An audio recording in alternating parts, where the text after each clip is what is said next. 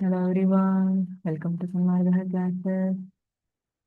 ನಮ್ಮ ಸುತ್ತಲಿನ ದ್ರವ್ಯವು ಶುದ್ಧವೇ ಪಾಠದ 29ನೇ ಪ್ರಶ್ನೆ. ದ್ರಾವಣ, ನಿಲಂಬನ ಮತ್ತು ಕಲಿಲಗಳ ನಡುವಿನ ವ್ಯತ್ಯಾಸವನ್ನು ಬರೆಯಿರಿ. ದ್ರಾವಣ, ನಿಲಂಬನ, ಕಲಿಲಗಳ ನಡುವಿನ ವ್ಯತ್ಯಾಸ. ದ್ರಾವಣವು ಎರಡು ಅಥವಾ ಹೆಚ್ಚಿನ ಪದಾರ್ಥಗಳ ಸಮರೂಪ ಮಿಶ್ರಣವಾಗಿರುತ್ತೆ. ದ್ರಾವಣ ಉದಾಹರಣೆ ಯಾವುದು? ಉಪ್ಪಿನ ದ್ರಾವಣ, ಸಕ್ಕರೆಯ ದ್ರಾವಣ. ಇದು ಎರಡು ಅಥವಾ ಹೆಚ್ಚಿನ ಪದಾರ್ಥಗಳ ಸಮರೂಪ ಮಿಶ್ರಣವಾಗಿರುತ್ತೆ. ಅಂದ್ರೆ ಇಲ್ಲಿ ದ್ರಾವ್ಯ ಏನಿದೆ ದ್ರಾವಕದಲ್ಲಿ ಸರಿಯಾಗಿ ಸಮರೂಪವಾಗಿ ಕರಗಿರುತ್ತೆ. ಸಂಯೋಜನೆ ಸಮರೂಪವಾಗಿರುತ್ತೆ.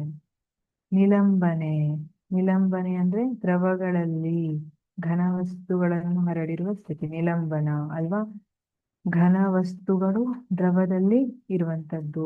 ಈಗ ಇವು ಅಸ್ಥಿರವಾಗಿರುತ್ತೆ. ಉದಾಹರಣೆಯನ್ನ ನೋಡಿ, ನೀರಲ್ಲಿ ಮಣ್ಣು ಹಾಕಿ ತಗಡಿದ್ರೆ ಸ್ವಲ್ಪ ಹೊತ್ತು ಬಿಟ್ಟು ಏನಾಗುತ್ತೆ, ನಾವು ಅದನ್ನ ಡಿಸ್ಟರ್ಬ್ ಮಾಡಿದ್ರೆ ಅಲ್ಗಾಡ್ಸಿದೆ ಹಾಗೆ ಇಟ್ರೆ ಈ ಮಣ್ಣೆಲ್ಲ ಹೋಗಿ ಕೆಳಗಡೆ ಕುತ್ಕೊಳ್ಳೋಕ್ ಸ್ಟಾರ್ಟ್ ಆಗತ್ತ, ಮೇಲೆ ನೀರು ತಿಳಿಯಾಗಕ್ ಸ್ಟಾರ್ಟ್ ಆಗತ್ತ. ಹೌದು, ಇದು ನಿಲಂಬನ ಅಂತ ಹೇಳ್ತೀವಿ. ಇಲ್ಲಿ ದ್ರವದಲ್ಲಿ ಘನ ವಸ್ತುಗಳು ಹರಡಿಕೊಂಡಿರುವ ಸ್ಥಿತಿ ಅಥವಾ ಚದುರಿರುವಂತಹ ಸ್ಥಿತಿ.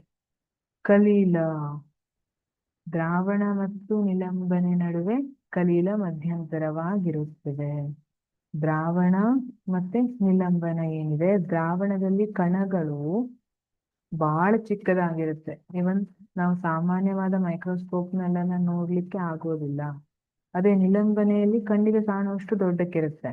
ಬಟ್ ಕಲೀಲದಲ್ಲಿ ದ್ರಾವಣ ಮತ್ತೆ ನಿಲಂಬದ ನಡುವೆ ಕಲೀಲದ ಕಣಗಳು, ಅವುಗಳ ಸೈಜ್ ಎಷ್ಟು ದೊಡ್ಡಕ್ಕಿರ್ತದೆ, ನಮ್ಮ ಪರಿಗಣ್ಣಿಂದ ನಾವು ನೋಡ್ಲಿಕ್ಕೆ ಆಗುದಿಲ್ಲ. ಆದ್ರೆ ಮೈಕ್ರೋಸ್ಕೋಪ್ ಅನ್ನ ಯೂಸ್ ಮಾಡ್ಕೊಂಡು ನೋಡ್ಬೋದು. ಉದಾಹರಣೆ ಹಾಲಿನಲ್ಲಿ ಕೊಬ್ಬಿನ ಕಣಗಳು ನೀರಿನಲ್ಲಿ ಏಕರೂಪವಾಗಿ ಮಿಶ್ರಣಗೊಂಡಿರುತ್ತವೆ ಅಂತ ಹೇಳಬಹುದು. Thank you.